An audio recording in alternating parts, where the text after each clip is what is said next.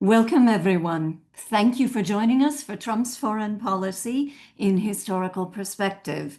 Today's show is brought to you by the College of Arts and Sciences and the History Department at The Ohio State University and the magazine Origins, Current Events in Historical Perspective. My name is Dorothy Noyes. I'm the director of Ohio State's Mershon Center for International Security Studies, and I'll be your host and moderator today. In 1933, Franklin D. Roosevelt set the first 100 days as the benchmark for the success of his presidency. The ritual of 100th day assessments has been enacted ever since, and this year it is particularly germane, for Trump's second inaugural address announced a tide of change, faster, more radical, and more complete than had ever been attempted or achieved by any prior administration. By any measure, the promise to transform both national institutions and America's standing in the world has been kept. In foreign policy specifically, the new administration's changes have encompassed a range of new tariffs and economic arrangements, calls to expand U.S. territory by the acquisition of Greenland, the Panama Canal, and even Canada, the shutdown of U.S. aid programs and the shrinking of the State Department, so far unsuccessful efforts to end wars in Ukraine and Gaza, the disruption of established relations with allies, rivals, enemies, and international organizations, which has created global uncertainty over U.S. foreign policy commitments and caused governments around the world to shift their own domestic and foreign policies, and finally, an overall shift to unilateralism and transactionalism in global relations. Of all these changes to foreign policy, what should we consider the most important at the 100-day mark? What can we learn from history as we work to make sense of these policies and practices? To help us answer these questions, we're joined today by three historians and a scholar of international relations. They are Christopher McKnight Nichols, who is Wayne Woodrow Hayes Chair in National Security Studies and Professor of History at Ohio State, Mitchell Lerner, who is Professor of History and Director of the East Asian Studies Center, Peter Hahn, who is Distinguished University Professor of History, and Jennifer Mitzen, who is Professor of Political Science. All of them are also valued affiliates of the Mershon Center. Each of our four panelists will offer a few minutes of introduction on the new foreign policy patterns that they think are most important and how these policies fit into longer historical patterns. Then our panelists will respond to your questions. We have some of your questions from when you registered. If you are now interested in asking a question, please write it at any time in the Q&A function at the bottom of your Zoom screen, and we will cover as many questions as we can. This event will be recorded, posted at a later date on YouTube, and made available to everyone who is registered for the webinar. Reminding ourselves that international relations are not written in stone, we'd like to take a moment to acknowledge that the land the Ohio State University occupies is the ancestral and contemporary territory of the Shawnee, Potawatomi, Delaware, Miami, Peoria, Seneca, Wyandot, Ojibwe, and Cherokee peoples. Specifically, the university resides on land ceded in the 1795 Treaty of Greenville and the forced removal of tribes through the Indian Removal Act of 1830. We want to honor the resiliency of these tribal nations and recognize the historical contexts that have and continue to affect the indigenous peoples of this land. We begin now with Chris Nichols. Thanks so much for that gracious introduction, Professor Noyes, and to this great group who's out with us. So we are all trying to speak briefly and provocatively to get you all thinking together and to have a conversation here. So I want to illuminate two topics overall. The first is tariff policy. This will surprise no one. It's already come up, in fact, as something I think historians will be talking about in the future about this moment, Trump 2.0, and his foreign policies and those of the administration, but also how tariff policy fits into the longer history. And of course, here we have the explicit references that we've heard from Donald Trump and others in the administration about the Gilded Age and Progressive era in particular, and William McKinley precisely, his 1890 tariff. And he was known as the Napoleon of protectionism in his day. And I started as a Gilded Age and Progressive historian. So I'm really happy to talk about that with you all a bit. But I also, second, want to outline briefly some of the sort of most salient ideas that we're seeing develop and how I would argue that they harken back to an earlier form of thinking about the U.S.'s proper relationship in the world. That is, the unilateralism we're seeing from the Trump administration is in some ways nothing new, although it is a break from the Biden administration, which argued notably that America is back. And Secretary of State Blinken said in 2020 that the purpose of the Biden administration's foreign policy was to, quote, step back from unilateralism. And there are some competing perspectives there. But what I'd like to plant with you all here at the outset is the thought that what we're seeing is a sort of old-fashioned imperialist or expansionist kind of mindset in U.S. foreign relations related to the need for territory and thinking about how security accrues through territorial access. This helps explain questions about the Panama Canal or Greenland, and also brings us back to the Gilded Age and Progressive era. So in my final few minutes here, what I want to say is to think together for a moment about tariff policy in broader perspective. Until the 1930s, tariff policy was levied by Congress, not by the president. And the path through the 18th and 19th centuries was largely around revenue production. Tariff policy generated the revenue necessary for a very small federal state to function. Roughly 95% at its highest, at its peak of revenues that came into the U.S. federal government in the 19th century came through tariffs.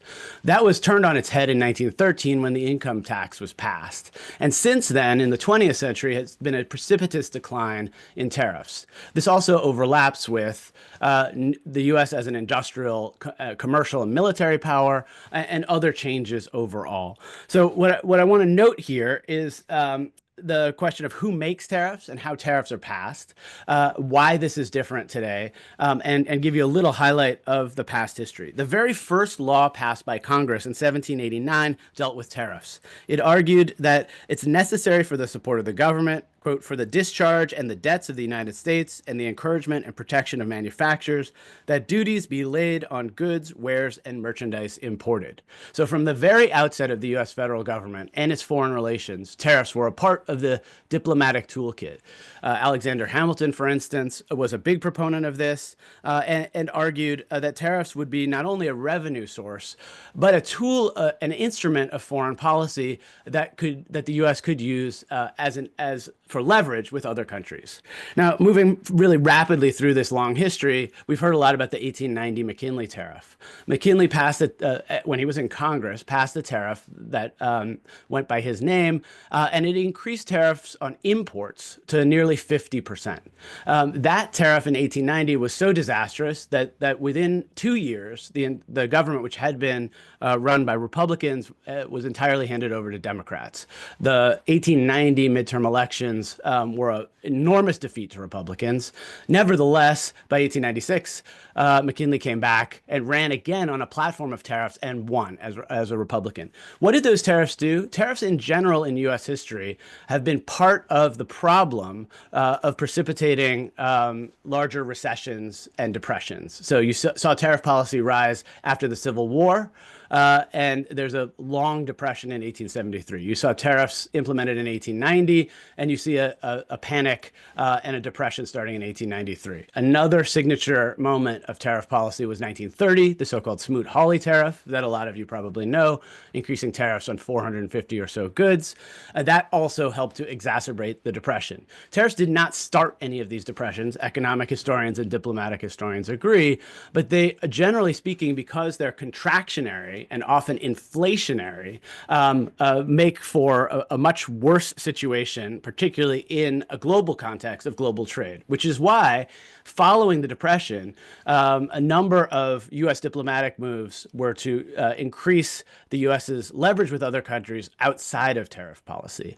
I could talk you through all of this, but I know we need to stop. So I'll just simply say the U.S. joined many multilateral organizations like the World Trade Organization, in which the U.S. pledged to lower tariffs and to do that in concert with other nations. So one question about our current moment is the U.S. actually abrogating its treaty obligations with other countries by unilaterally pushing forward these tariff policies? And this fits again with this set of ideas about unilateralism and a kind of America first orientation that doesn't work with allies and other groups. Thanks so much. Happy to entertain your questions. Thank you very much. We turn now to Mitch Lerner. Hi, everyone. So quickly, thanks to Dr. Noyes for the introduction, and thanks to everyone at Origins and Clio for putting this together. I'm happy to be here and happy to talk about Trump administration policy towards East Asia, which is a pretty big topic. So let me be a bit oversimplistic and try to present a big picture framework rather than dive too deeply into any specific event or specific country. But I do think that East Asia, perhaps more than any other part of the world, really reflects Trump's basic vision for foreign policy, which is rooted in a fundamental rejection of the liberal internationalist traditions that have guided so much of American foreign policy since World War II. And in particular, I think Trump takes aim at two central tenets of liberal internationalism. I think first, he rejects the belief that certain fundamental values about democracy and free trade and international law and more will ensure long-term alliances that benefit the participating nations and the world overall by providing some degree of order and stability and peace. And second, I think he rejects the precept that American support for developing nations in particular benefit the United States in the long term by creating potential trading partners, sources of raw materials, strategic and military allies, and other things that extend American influence without necessarily relying on an overt American footprint. So how does that playing out in East Asia? I would say badly.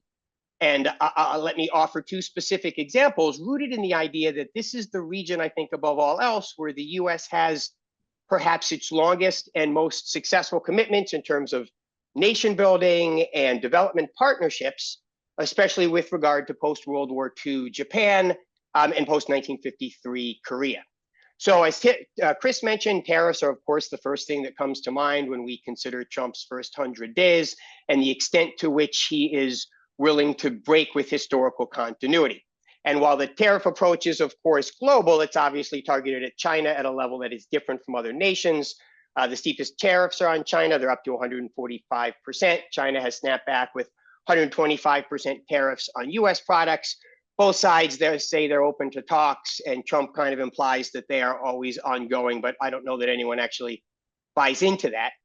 Meanwhile, the rest of the region is under tariff threat as well. Japan and Korea both face tariffs of 25% or higher on steel, on cars, on things that wreak havoc with those countries' economy and political situations. So leaving aside for a minute the global economic impact, the diplomatic consequences for US East Asian relations because of this, I think, are troubling and certainly reflect an overt rejection of the traditional American approach that relies on Japan and South Korea as bulwarks against Chinese influence in East Asia and relies on them as a means of ensuring US influence. So, for example, Japanese officials recently came to the US for a round of tariff negotiations. They left empty-handed and a bit frustrated, and accounts in Japanese media portrayed the Trump officials as basically just wanting public signs of subservience and apology and not really interested in engaging on specific numbers. Meanwhile, the Chinese foreign minister in March met with his South Korean and Japanese counterparts for talks about enhancing trade and cultural connections. Recently, of course, Xi Jinping went to Southeast Asia, where he denounced the tariffs. He spoke of creating a larger Asian family. That's his phrase, not mine. Larger Asian family to resist American bullying. and suggested that China could step in as a more reliable partner than the US. The other example I'd turn to quickly is US-Korean relations, both North and South. South Korea has long been a target of Trump's ire. He's demanded larger payments for years from them for American support, which he frequently threatens to withdraw anyway. And he has always singled him out as one of the most egregious exploiters of American generosity during the Cold War years. So Seoul is, of course, quite concerned about potential American abandonment, which has sparked domestic discontent and distrust with the United States. And Trump's willingness to abandon Ukraine is reinforcing that message. And it's all coming at a time, of course, of serious domestic instability inside South Korea. Problems in the North troubling me as well. Trump's desire to cut American engagement and spending overseas, and his lack of interest in supporting the traditional alliance with the South is manifesting in ways that I think are problematic for American interests. He has, for example, turned a blind eye to the strengthening of the North Korea-Russia alliance and the increased threat that has on the South and on stability for the region overall. He's also decimated one of the few weapons in the US arsenal that has ever had any impact on North Korea, and that's soft power. So programs like Radio Free Asia, for example, have actually penetrated into North Korea and have helped to challenge the presentation of the world that the Kim family has always used to buttress their regime. And now, of course, it's gone, and that parallels the same story to the cuts in USAID in places like Southeast Asia, where the US spent more than $800 million on programs last year, and now China is stepping in to fill that void. So anyway, I know we got to end. I'm happy to take questions. The bottom line for me is that East Asia represents Trump's larger vision for the world, which means a reduction in US involvement, and particularly a reduction in the US commitment to its historical alliances and historical approaches, with results that I think are potentially troubling. Thank you. We turn to Peter Hahn. Thank you for the invitation to participate in this panel. I want to address President Trump's policy in the Middle East in historical perspective. I begin with a general observation that because of Trump's unique characteristics as foreign policy maker, one must apply the historical lessons a little differently than one might have with previous presidents who were of a more uniform set of practices. In my view, President Trump faces three major issues in the Middle East. The first is the Arab-Israeli situation, and in particular, the Israel-Gaza situation. The international Arab-Israeli conflict has been fairly stable since the 1990s, having been settled by a series of treaties and agreements in the last 3 decades of the last century. Since about 2000, the major focus of US leaders has been on finding a solution to the Israeli-Palestinian question, specifically what to do with the occupied territories of the West Bank, the Gaza Strip, and the Golan Heights, and the Palestinian inhabitants thereof. Since the 1990s, all US presidents, beginning with Bill Clinton, have sought peace. They've sought to negotiate peace through active diplomacy. President Trump did likewise during his first term, eventually floating the so-called Peace to Prosperity peace plan late in his term in the year 2020. President Trump also became the most pro-Israel US president ever, which was evident in his recognition of Jerusalem as Israel's capital, his relocation of the US embassy there, his recognition of Israeli annexation of the Golan Heights, and by other means. The quest for Israeli-Palestinian peace has become even more problematic and complicated since the Gaza war erupted in October of 2023. In his first 100 days of his second term, President Trump has affirmed his strongly pro-Israel credentials, manifest in the high levels of military arms and economic aid that he has authorized for Israel, the threats that the president has voiced toward Hamas, the attacks he's authorized on the Houthis of Yemen, who had been battling episodically in favor of Hamas's aspirations, and in President Trump's musings about relocating Palestinians from Gaza to nearby Arab states and turning Gaza into an envisioned Riviera of the Eastern Mediterranean. President Trump also affirmed a desire to make peace, indicating on the campaign trail that he thought he would have the ability to make a peace agreement of some type quickly.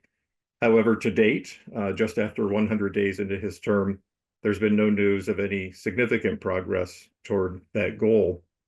A second major problem that President Trump faces is Iran.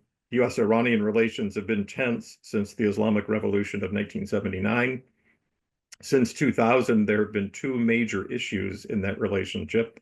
One is Iran's aspiration to develop weapons of mass destruction, nuclear bombs and missiles in particular, and the other is Iran's backing of proxy armies across the region that have challenged the security of Israel and that bloodied American troops in places like Iraq. President Obama tried to address the tension between the US and Iran by backing diplomacy, international diplomacy, to sign a deal on the nuclear bomb question.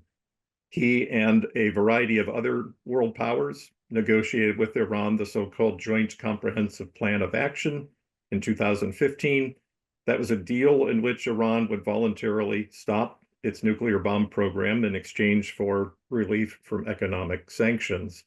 The deal did not address the other problem of Iranian support for proxy armies across the region.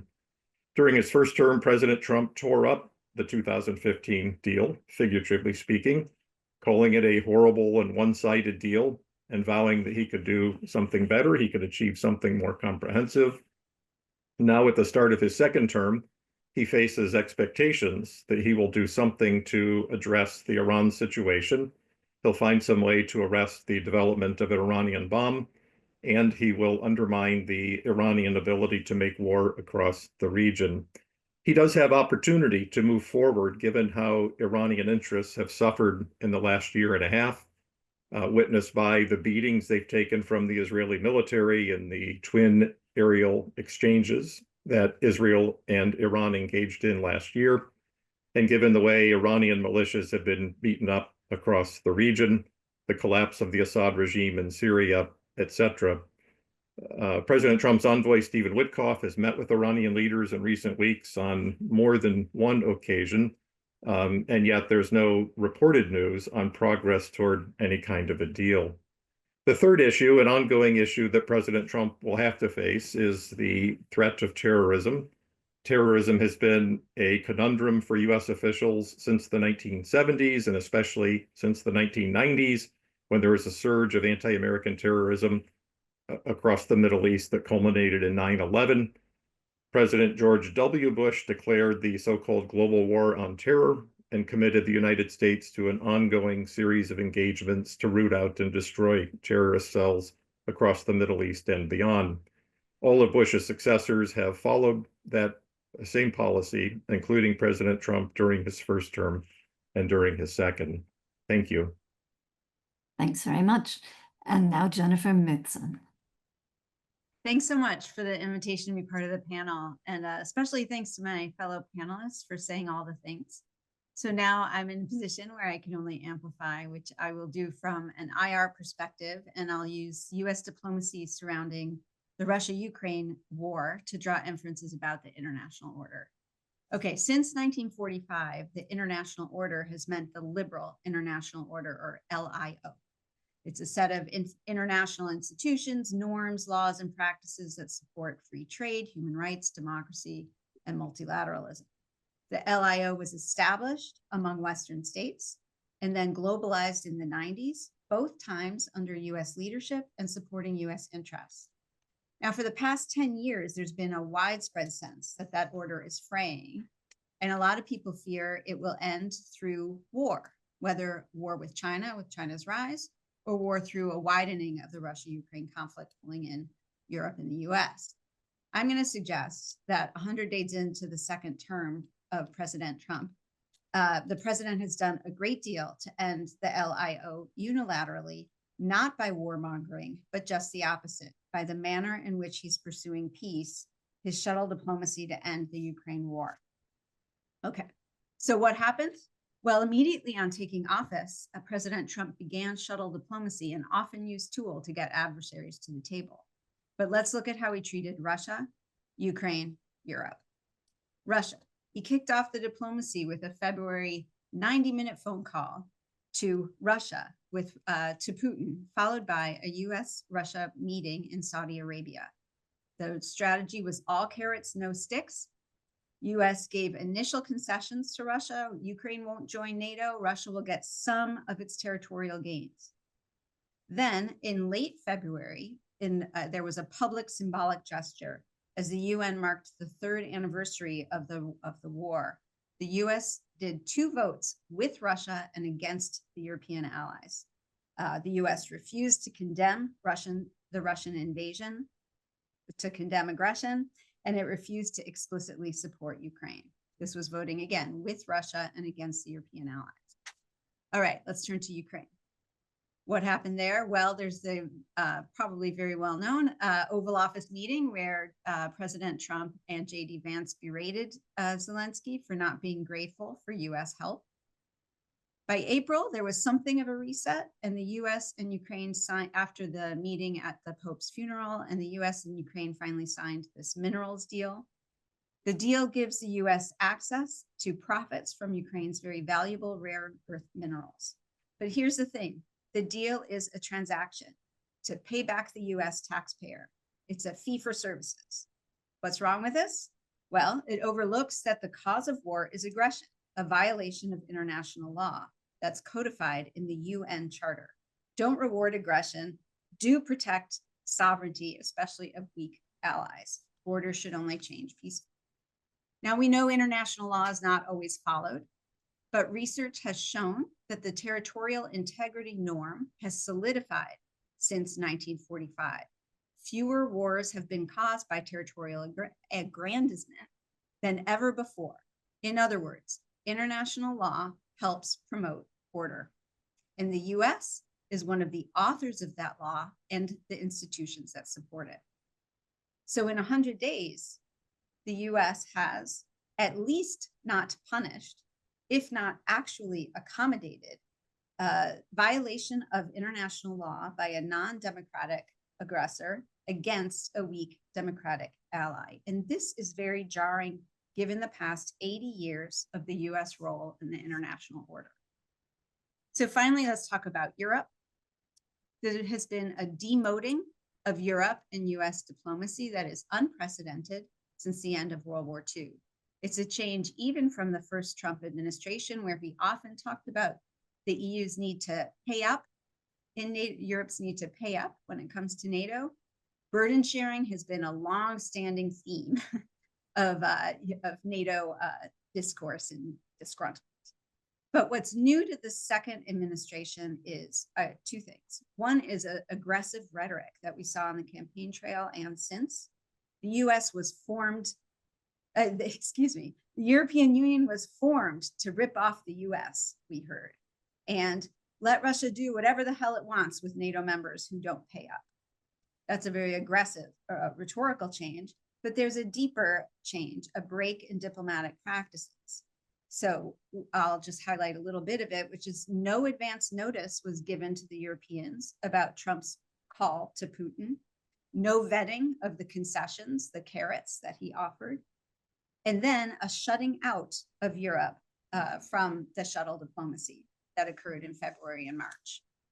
Now, in the past month, since that private shuttle diplomacy, Europe has been more assertive, and French President Macron hosted April talks in Paris between the US, Europe, and Ukraine.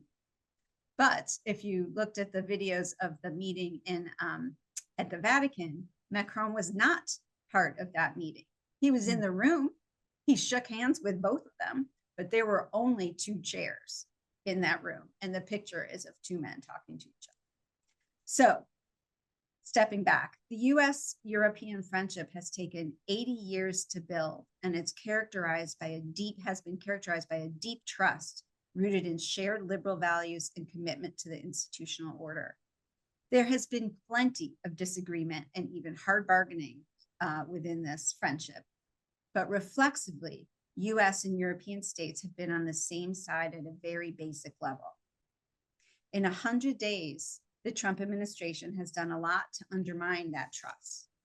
It has loosened the special friendship, treating Europe as just another partner, just another power, excuse me, and not as a partner. So loosening the special friendship, favoring the strong center of power, and treating small, weak sovereigns like objects that are disposable in international relations. This is a decisive move away from the premises of the liberal international order and towards a more managed balance of power kind of system, even a new narrative about how order is produced, where the strong work together, irrespective of whether they're democracies or authoritarians or totalitarians. It's a world where there can be peace and unity. And in Trump's inaugural, he talked about wanting to be the peacemaker and unifier of the world. But it's any peace or international order is going to be on very, very different terms than ever in our lifetimes, where the taken for granted US role and identity in the world, the leader of the free world, part of our common sense of how we go act in our lives for the past 80 years, is upended.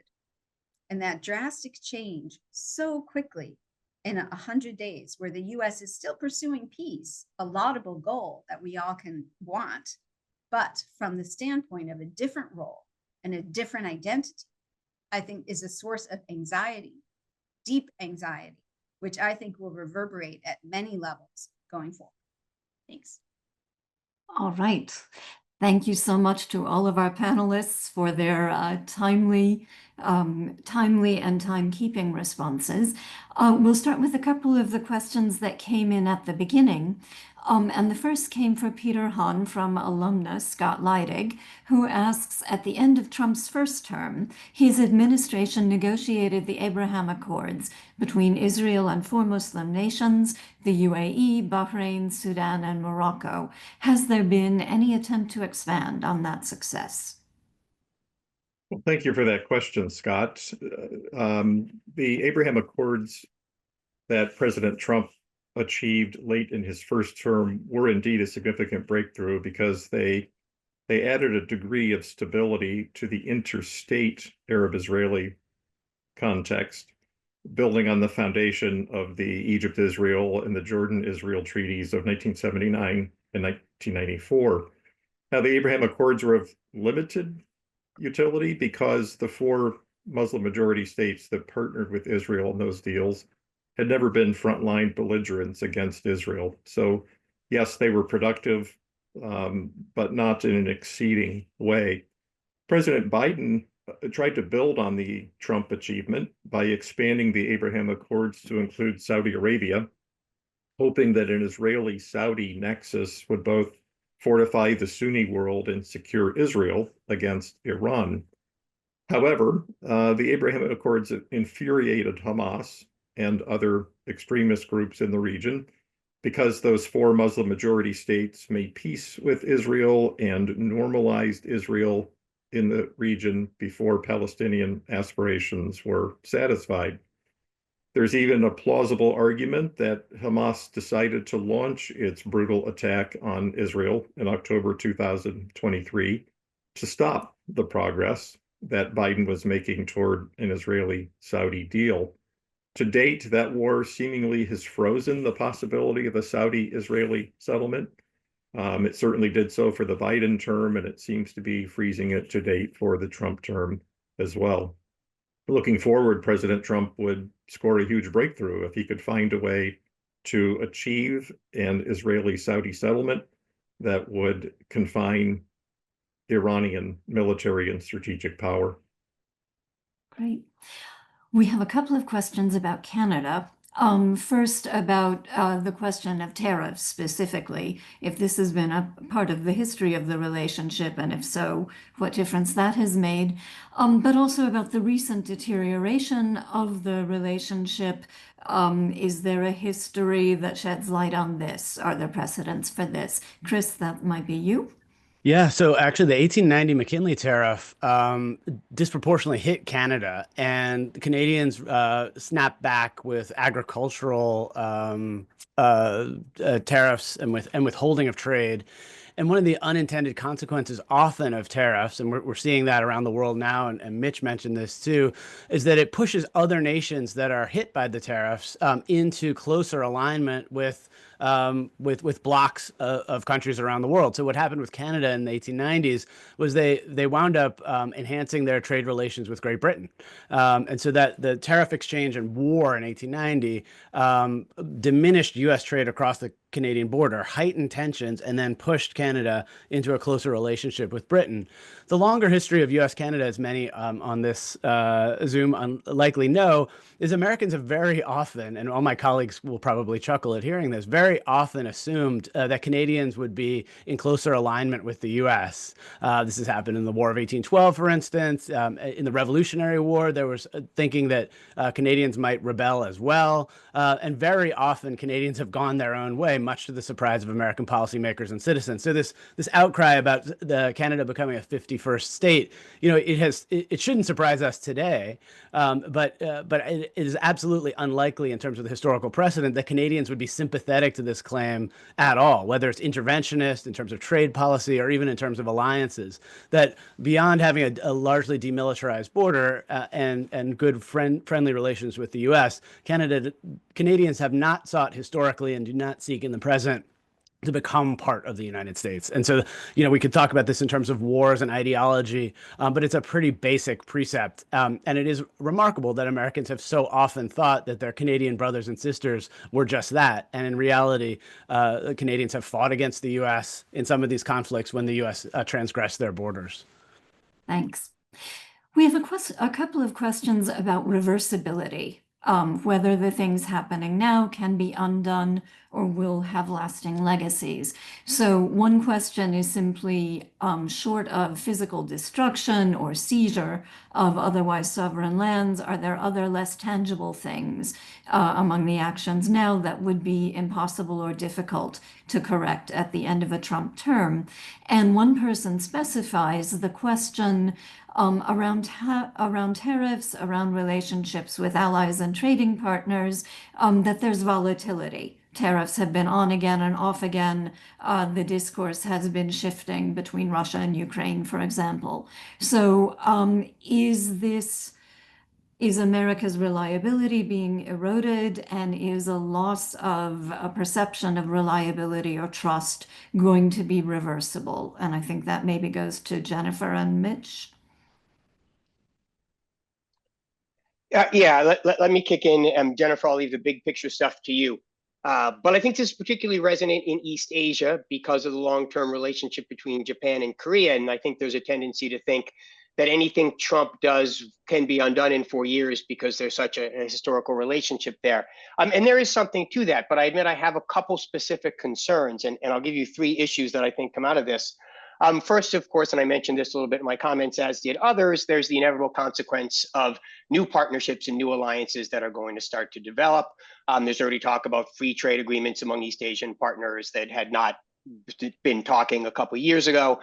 So who knows where that's going to take us? And I don't mind sharing that we just in Columbus hosted a really major Asian studies conference, and there were Asian government officials here from throughout the world. And I had coffee and lunch with a number of them, and kind of off the record, both Korean and Japanese government officials told me, not in any official policy statement, just their own personal opinions, that they didn't really want to be dragged more closely into the Chinese orbit, but that there may be no other options for them to at least go in that path. So that's something to think about that has long-term consequences.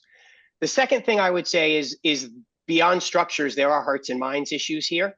Particularly with regard to cultural approaches, as I said, Radio Free Asia, USAID, and China is, of course, perfectly well positioned to capitalize on this. They've already sunk $1 trillion plus into the Belt and Road Initiative. So they're already having these connections, and they're already in place to take advantage of the American withdrawal in these programs.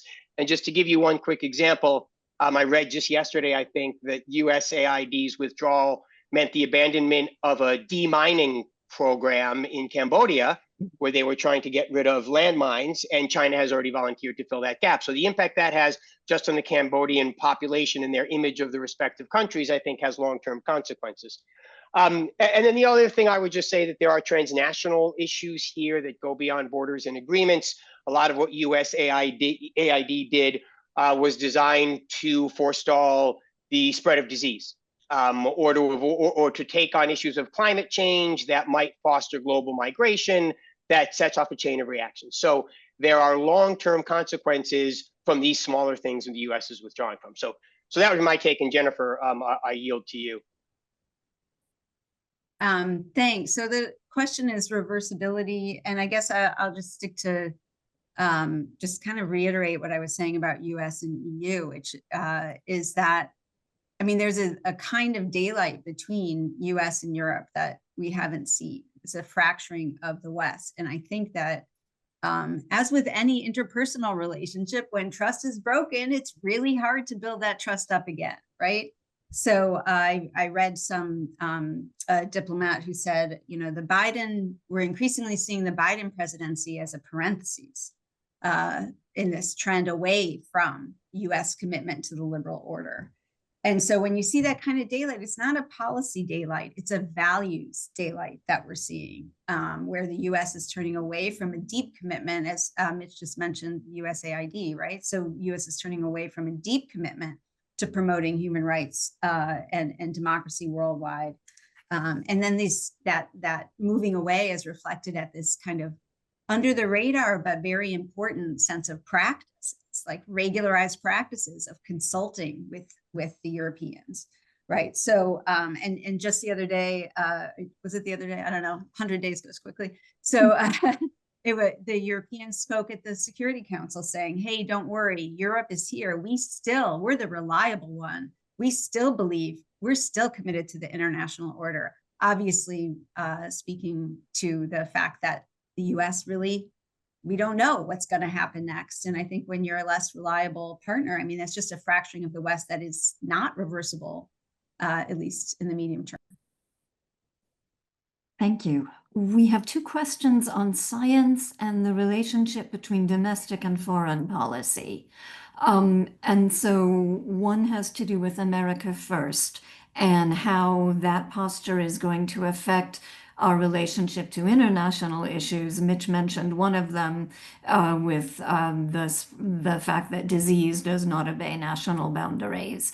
But how will the administration address the next pandemic, climate issues, AI, and so forth? And another questioner adds that the challenge to scientific authority in this country generally, and they are particularly interested in reliance on AI in warfare. So science and technology, how are these going to, do they have continuity with past patterns in US foreign policy, our approaches to science and technology, or is something changing here?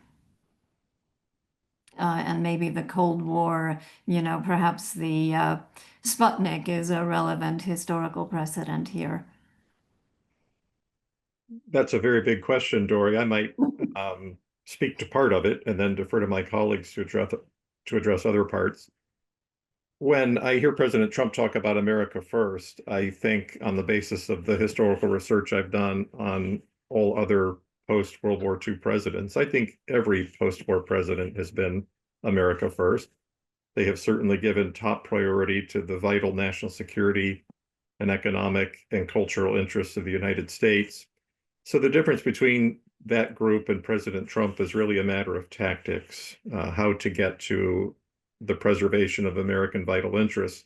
Previous presidents have operated on a consensus that foreign aid, that alliances, partnerships, investments overseas of US resources would facilitate the enhancement of US vital interests, would indeed keep America first in the world. President Trump sees America first in a much different way. He believes that it means disconnecting from the world and protecting the home front and the domestic economic order only. That it sets him apart from previous presidents. And one reason why I think many foreign policy observers and experts are nervous about his policy is because it doesn't have precedent, and we don't know what the full repercussions and ramifications of it might be. Thank you. I guess a follow-up, oh, I'm sorry, and maybe as other people, sorry, did anyone want to follow up on science and the faith in science as affecting our international conduct?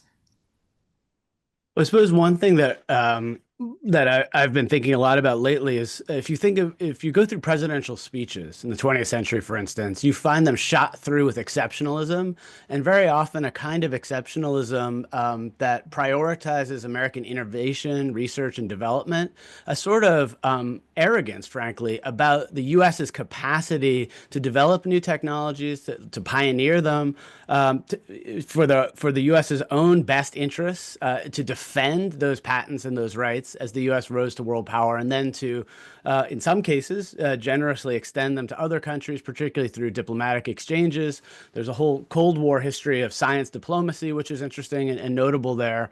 And the sort of jettisoning of scientific expertise in favor of a sort of pure politics and ideology of purity around the priorities that one particular president sets is unprecedented in sort of 20th and 21st century.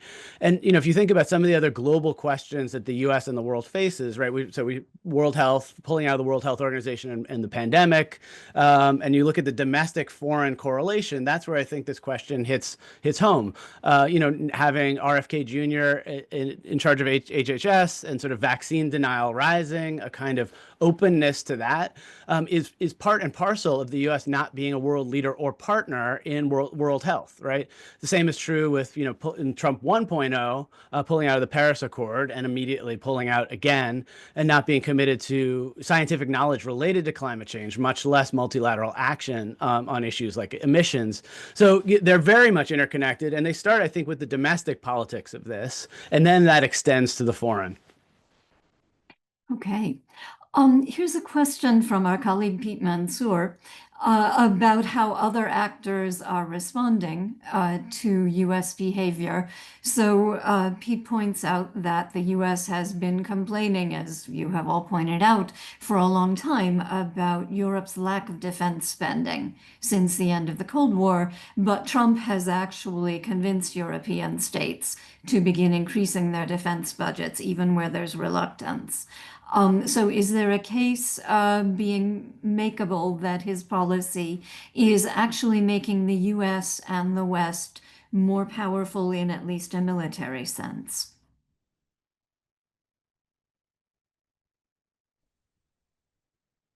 Yes, I think there is. If European defense spending increases and if Europeans can contribute more to continental interests like the successful outcome of the war in Ukraine, then that would redound to the advantage not only of the Europeans, but of the United States as well. The flip side of that is that the US alliance with the Europeans has been a foundation of US foreign policy since 1945. It's been one of the cornerstones on which US security has rested. And if that is sacrificed in the process of mobilizing European military power, then when the costs and benefits of Trump's approach are weighed by historians in the future, the conclusion might be reached that the gain was only a pale shadow of the loss. Okay. Here's another question about outcomes.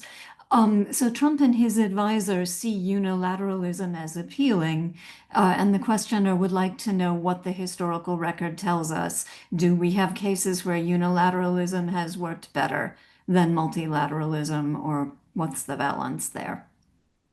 Yeah, so that's my domain. I've written a lot about unilateralism in U.S. foreign policy. You can argue that there are many signature moments of unilateral action from presidents. One to highlight going pretty far back is the Louisiana Purchase. It was an open question whether or not a president had the ability, even constitutionally, to purchase all of this land and to move the U.S. forward and begin a process of integrating new states and territories. Unilateralism was, in my arguments, generally the default setting of U.S. foreign policy and it remains a kind of visceral default setting. This orientation to not just go it alone, but to act in the nation's best interest, defined singularly by American policymakers. But that's been a competing strand pretty much since the late 19th century, the era of McKinley, and Teddy Roosevelt in the turn of the 20th century, with a kind of internationalism that often did rely on and prioritize allies and partnerships. And as Peter Hahn eloquently said, really in the World War II era, you see that shift significantly. And the unilateral bent in foreign relations then moves, as Melvin Leffler wrote, moves towards the third world. American policymakers, when they perceived threats or other problems in the Cold War, would act unilaterally towards those nations and groups. You could think about covert operations, overthrowing governments in Iran or Guatemala, but generally speaking, acted multilaterally with other nations. And so the longer trend we've seen painted, I think, by all of the panelists today has been this kind of a rise of the U.S. relying on different elements of an international order built largely after the Second World War, and being committed to that at the presidential level. That's the place where so much foreign policy happens, because Congress has given up a lot of its duties and obligations related to making foreign policy. And that's really what stands out in Trump 1.0 and 2.0, a kind of imperial presidency acting unilaterally, for which you don't have many precedents, because Congress was a much more powerful force throughout much of U.S. history. Okay. Here's one maybe I'll send to Mitch. If the U.S. is letting go of soft power, what are Russia and China doing that is similar to things like Voice of America that we're letting go? Yeah, I can speak to China more than Russia. And we already mentioned the Belt and Road Initiative, which has been going on for years and has really expanded Chinese influence into all sorts of developing countries. In terms of Voice of America, to be specific, I think it's a huge loss. China has its own version. It's China Radio International, as do any number of other countries. But I think that Radio Free Asia and Radio Free Europe and other American public diplomacy stations actually have more credibility across the world than most of these do. I think that China Radio International is really known as more of a blatantly propagandistic approach, while Radio Free Europe, Radio Free Asia actually have a history of tackling some difficult issues. Obviously, there's a spin there as well. But so I think that's a real vacuum that China's popular culture and China's soft power can step in and fill. Right. Now, here's a question about the relationship between domestic dissent and foreign policy consequences, maybe Harbinger calling back even to the Cold War. Students who have spoken out on the Israel-Palestine conflict have been targeted for deportation, and the rationale for that has been that their presence in the U.S. could have serious adverse foreign policy consequences. Do you think that there are indeed such foreign policy consequences? And is there a historical precedent for that argument or that issue?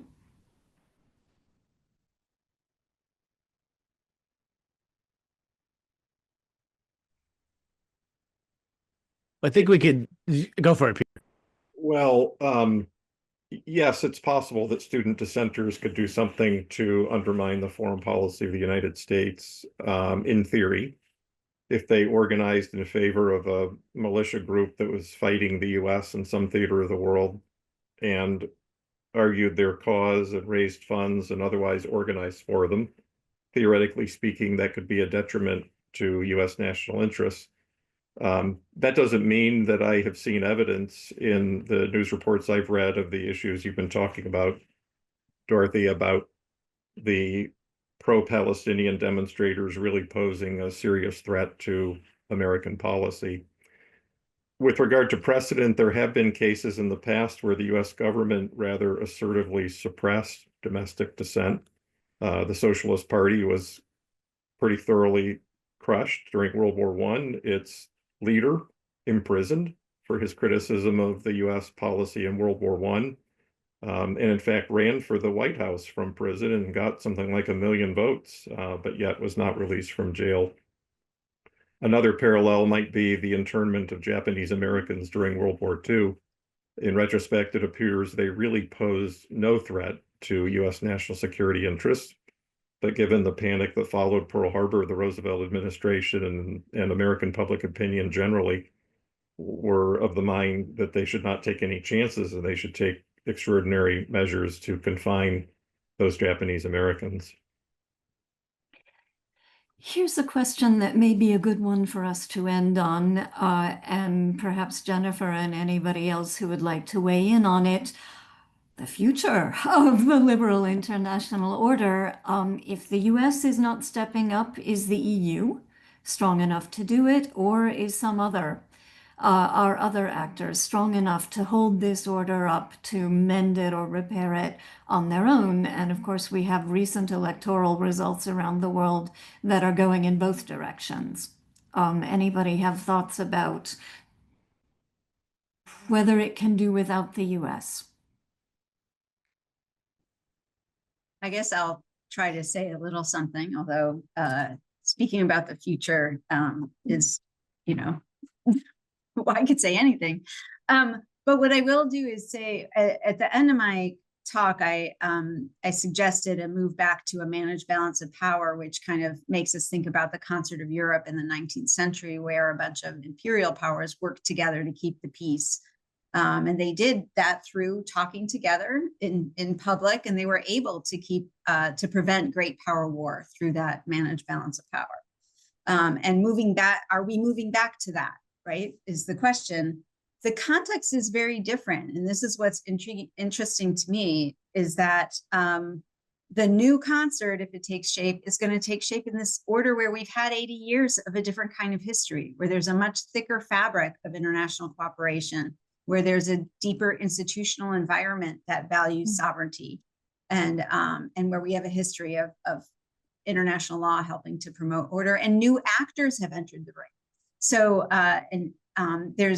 it's, in other words, the premises on which, the foundation on which that managed balance of power will operate are different. So I don't know if it's really about, or if it's only about looking, will the EU take up the mantle, or if it's about, well, what just overall, what is this world going to look like, and what will management look like when we're managing a group of sovereign states in an international institutionalized order, but just not a liberal international? Well, after large discussions of this kind, my father always used to throw up his hands and say, the future lies ahead. But in the meantime, we are very glad to have had such wise people with us in the present. And I hope you will give a virtual round of applause to our speakers, Drs. Nichols, Lerner, Hahn, and Mitzen, for sharing their expertise and their thoughts with us today. And we also want to thank the College of Arts and Sciences, especially Alex Stacklane, who has managed all of this seamlessly, the Department of History, the Clio Society, the Goldberg Center, the Mershon Center, and Origins Current Events in Historical Perspective for their support. Again, we thank you, our audience, for bringing your excellent questions, for your engagement with the Clio Society, and your ongoing connection to Ohio State. We hope you will join us again in 2 days on May 8th at 4 p.m. Eastern Time for a parallel session on the Trump administration's domestic policies in the first 100 days in historical perspective. So a good afternoon to everyone, and see you next time.